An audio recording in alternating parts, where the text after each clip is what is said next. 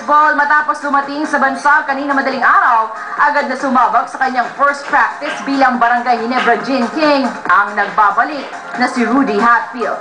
Sa panayam ng NBN Sports, sinabi ni Ginebra coach John Wichico na nakita niyang nasa decent shape si Hatfield kahit palumiban sa PBA action ng mahigit 3 taon. Ayon kay Wichico, refamiliarization ng kanilang sistema at pasahan ng bola ang naging tema ng practice para sa 32-year-old power forward. Nakuha naman umanong makipagsabayan ni Hatfield sa kanyang mga teammates na bukas pusong inakap ang kanyang pagbabalik sa koponan. Magugunit ang bago pa man magbalik sa Pilipinas ang 6'4" cager turned missionary.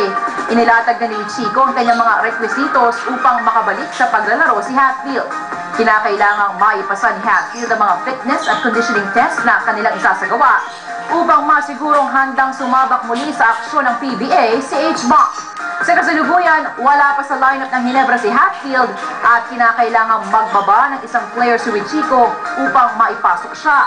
Tiwala naman ng multi-titled coach na sa tamang panahon ay makikita muli ng mga fans ang gilas ni Hatfield sa hardcourt. Well, we can say how good a shape we feel because we just try to introduce him sa practice and what we do both on offense and defense. So we haven't really done any full court to see how good a shape we feel. We just took a vacation, but he's not new to the team. So hindi naman malaki na chapter. Sir, gusto pong malaman ng mga fans if malaline na po ba si Rudy o maglalaro na po siya dun sa inyong next game?